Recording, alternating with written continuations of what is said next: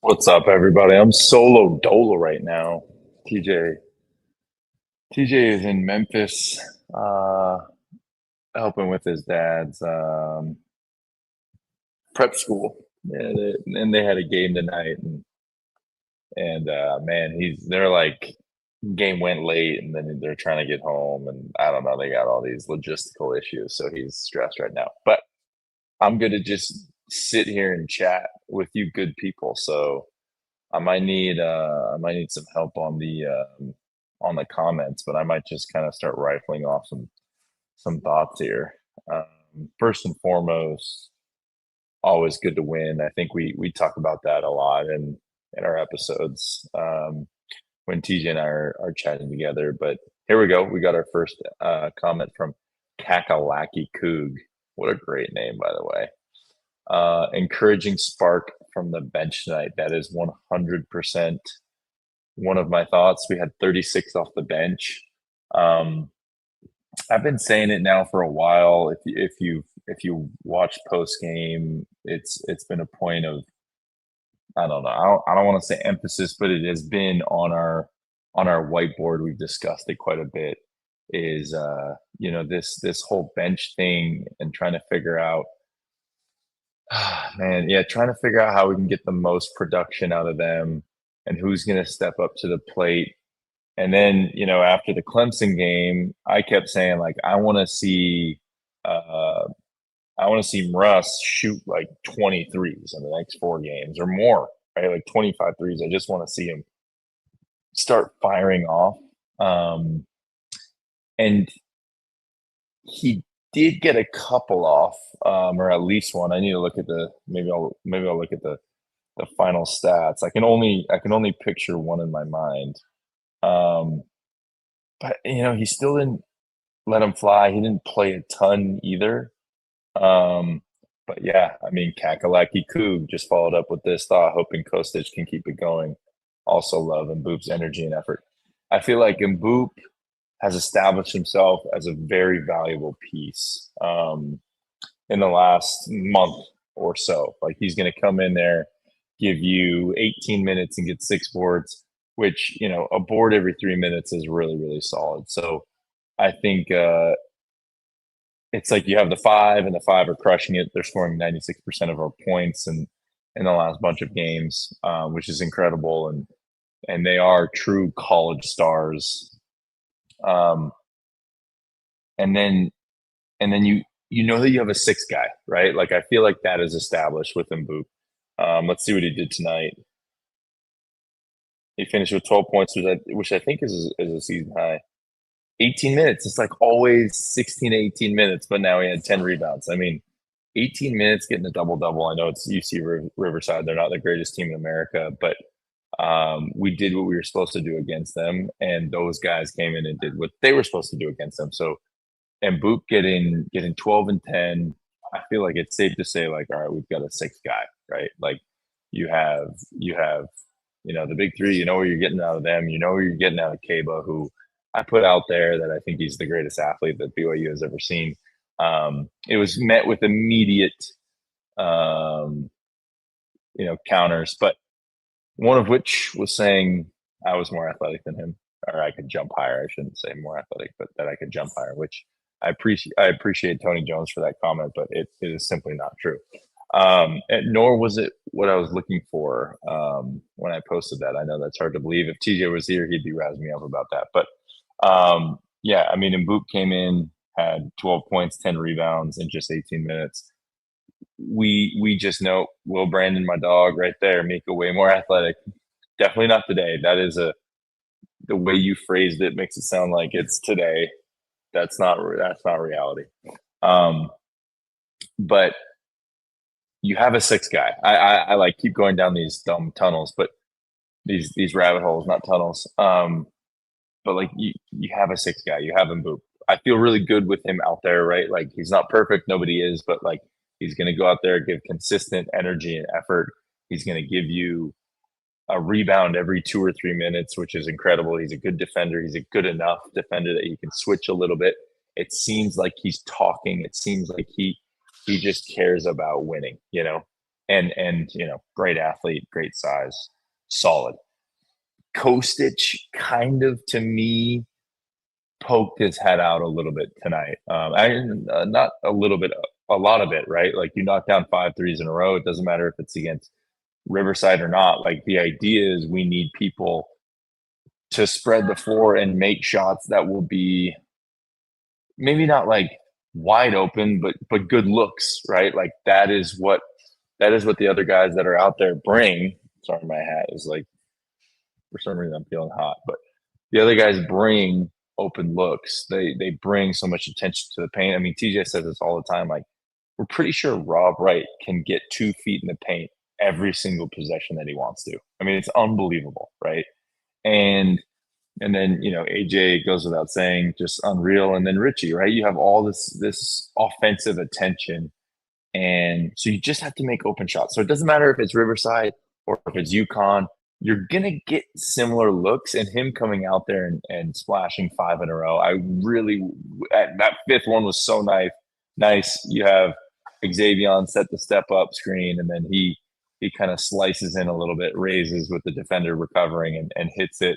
Crowd, got a little bit of life there. It's tough to be so excited when you're up by a million, but I thought it looked really good. I hadn't seen that up to this point, and so I'd just been pushing like Mruss, and I still think there's a chance for Mruss, but like these next 3 games are critical for those guys to find their rhythm, and it's amazing that quickly you can establish yourself as a piece, right? So, I mean, look, it was one game. It was a game that you won by 50, but I think that Kostic really found some rhythm and created potentially a little bit of separation, right? So you got the main five, you've got Boop, who I trust to go in there. I'm kind of getting there with Kostic. Like already, I thought it looked really, really good. All we need is that quick little spark for him to have the confidence to go in and understand. And he knows what his role is. So when the role that has been understood comes together with the confidence and the actual reps and seeing the ball go through the hoop like that is why I'm like, okay, there's some momentum here, right? Like he could be that seventh guy that we feel really, really good about, right? Like obviously Dawson was in there. Now he's not. So we're trying to rebuild like who is that core going to be? Diamande, I think, has showed a lot of promise. I think Boscovich, obviously, part of big wins, big games last year, and has had his moments this year too. So, need from. I mean, honestly, it's like as I'm looking through this, it's like there is no either Kostic or Mruss, right? Like we need them both. We just don't have that many guys. We don't have that many guys.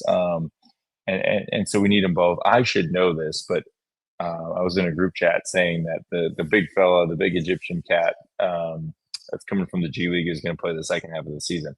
I don't know if that's true. That is completely news to me. So if one of you guys out there listening knows that to be true, you got some inside scoop, or if Justin Young is listening with his burner account, then please let me know. But that would be big, I think, just because Keba is Superman, and I really like us playing small ball. I don't think Xavier is in the plans for this year,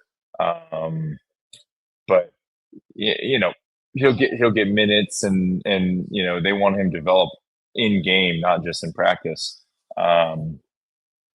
But I don't think that's the plan right now, right? Like he's a bit of a project. I think next year he could already be a monster. You just got to add to his frame and give him a little bit more feel. But yeah, I like going small with Boscovich and Hadim, and shoot, even if we have to put AJ at the 5, like, and you could probably make some things work. But I'm just watching Gonzaga right here, and it's like you got to play Gonzaga with just like length everywhere, just like we have. You want a true big. So I don't know. And Kakalaki Coog is absolutely crushing it tonight. Said Robbie McCombs reported he's eligible on December 18th, and that he thinks the plan is the plan. So I told Robbie to join the post game live. He said he's putting kids down, which I don't know. He's tweeting at a high clip, to be putting kids down. I'm not sure. not sure you should be tweeting that much, Robbie, if what you told me is true. No, I'm just kidding. Um, that's going to help, right? But again, it's again, rabbit holes. When I'm talking about myself, I'm just going to go down rabbit holes. Like, um, there is no Kostic versus Russ, right? Like, I know they're kind of similar expectations, but they aren't the same player. Like, I think Russ brings a lot on the defensive end that I still haven't seen from Kostic, and you're just going to need both, right? Like, the life happens. The season ebbs and flows, and there's good and bad and up and downs. There's foul trouble. There's nicks and bumps and bruises, and you need everybody. So it was great to see Kostic take a couple steps forward. It was great to see Boscovich and Russ and Staten and McGregor and Diamande all out there at some point tonight. Just because reps are reps. So it's going to be important to get a bunch of reps for all these guys. Just texting TJ.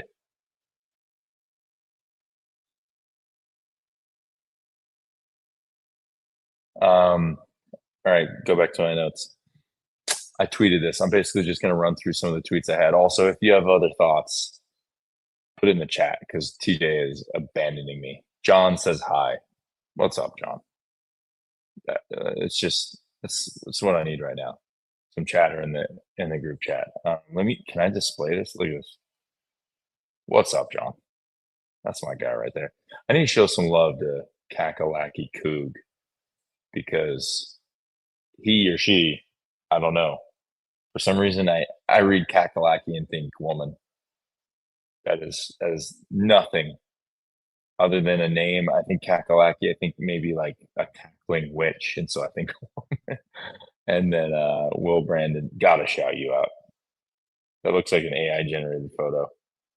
But it could be me as a burner. Could be Justin Young. Oh, Kakalaki Coog said it. Love it. Love it. Love you, apparently. Okay.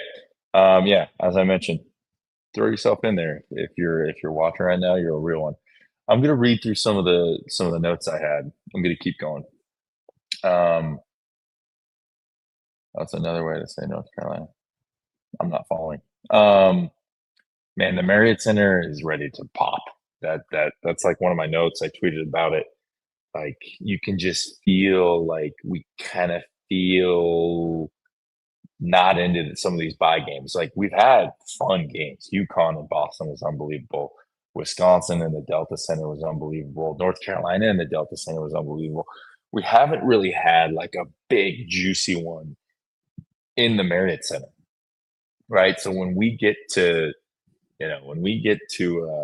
conference play, I think that place is going to explode because they've kind of all been bye games up to this point. I know our first one's against Kansas State, who's good. But Robbie McComb, speaking of Robbie, he's just a hot topic tonight. I think he tweeted that the stars are aligning. It's been like 10 years to the day or something. And we are favored in every single game up to that Arizona game. So is Arizona. Man, that place is it could be that Monday special top 5 matchup, which would be unbelievable. But regardless, I think before then, because that's not for a little while, that place is ready to explode because we've just kind of handled business. We've handled business, and people's expectations have been for the most part met, if not beaten. And so I think that place is ready to pop. You can just kind of feel the energy. Like, people want to. It's like that they missed the free throws for the Chick-fil-A and the place went freaking wild. Like, we're just waiting for something that's not just like, oh yeah, we're beating the brakes off of these guys, and the line was 35, we're beating them by 55. Like, it's a good problem to have, right? To be bored a little bit, but I'm excited for those games, right?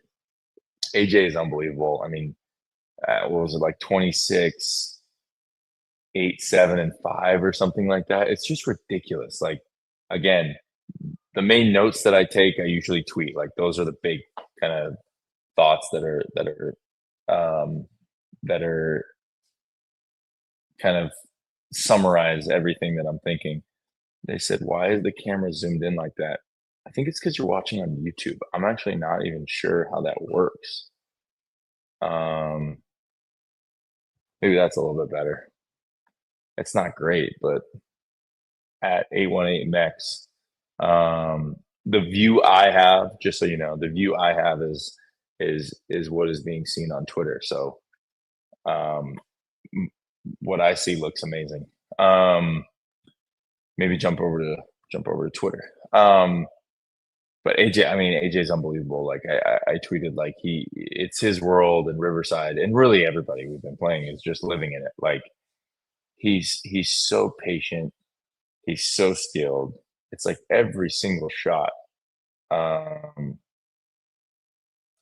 every single shot that he takes, like I just know is going in, right? Like or it's just giving, or I just know it's a great shot, right? Like it's almost never forced. I think I said this after last post game, but like first half against UConn was really the only time I've seen him frazzled or rush anything, right? Like he's just so composed. He takes his time on everything. He really does. He just makes the right pass every single time.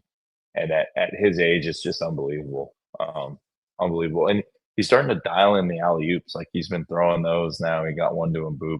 I know it wasn't the greatest pass ever, but like he's sharing the ball 26, 8, 7, and 5 is absurd. I don't care where in Ken Palm that UC Riverside is. Like he's playing at a very, very high level. Kakalaki jumping in here said, I know it's only UC Riverside, but move and it's like we as fans, we become so spoiled. We're so accustomed to like, I don't know, we start hearing how coaches talk about games and we have to think about games that way or whatever. But like we can't even say like just UC Riverside, right? Like, I don't know. I know I've been saying it too, so I need to be better, but it's like it's a Division 1 team and we just smoked them, right? Like we should just get better at thinking, man, like that's how good we are, not like, man, that's how bad they are. Anyway, Moo Davis was elite defensively. Got to give a ton of credit to him. He's just rock solid. That's just how you describe him and his game. You can count on him being a very good defender and just making, kind of minimizing the mistakes. So I thought he did a great job tonight. AJ,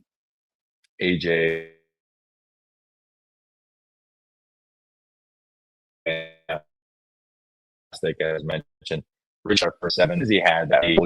As soon as he had a couple of easy ones, excuse me, and then that first 3, I was like, all right, it's back. He's back, and just kind of speaks to the level of preparation that he does on a daily basis, right? Like, the most elite guys just really, really aren't phased when they should be, right? Or when everybody else would be. He had a tough game against Clemson, but the beautiful thing that genuinely I love about Richie is that I know he doesn't care. He does not care that he didn't have a great shooting up, meaning he cares more that we won, right? Like, of course he cares, right? He works hard. He's elite at his craft. And so he cares enough for, a big bounce back game. But I know that he prioritizes that win over Clemson and getting it done, and Robert Wright having his moment. And, even on a microcosm level, like the very last play, like I'm sure he was stoked that he got to be the decoy. Like that's just who Richie is. And so I'm really excited. I'm really excited that he had a good night because I love the kid. I know how hard he works. It's nice to see him bounce back and shoot the ball really well. So yeah, his swagger is back. I already mentioned Kava, greatest BYU athlete ever. Yeah, maybe that's not true, but I just like saying it. Bench points, unbelievable. Kostic, excuse me, unlocked. I thought, fantastic game. Um, Fantastically boring, right? Like good for us. we can say that and be in that kind of a position. We got a couple comments here. Michael Zimmerman, when BYU wins by a greater margin than the odds makers say they're supposed to win by, it is a dominant outing. Yeah, I would say so. Again, I think I spoke to this earlier. The line was like 35 or 34 and a half or 33 and a half, something in there. And the fact that we just blew that out of the water is obviously a good thing. So yes, it's a dominant outing, and it was a dominant outing. I feel like from start to finish, we just like kept applying pressure. It kept getting harder and harder for them and better for us. And that's when camaraderie builds. That's when momentum builds. That's when kind of what I've been talking about with start figuring out who is your core in these situations versus those situations. And it's also, again, going back to like, we don't have that many guys. So I think everybody's your core, right? Like with the injuries and kind of the ways that this roster is shaped up, different guys' timelines, you're gonna need everybody. And then we got Tim Headington 6920. Not gonna lie, I didn't know Richie had that one-handed tomahawk in him. Boys got some hops. Yes, it was a little soft. It was a little soft, but I'll give him a little bit more credit than it. I don't want to say soft, but I've seen him jump higher than that, so I'll just put it that way. Man, unless you guys have other comments, I think I'm gonna wrap up here. I've been freaking monologuing here for 22 minutes. There's a couple hundred people tuning in, which I greatly appreciate. I know it's not the most exciting. I know it's not the most exciting post game because you got, first of all, you're just talking to me. Second,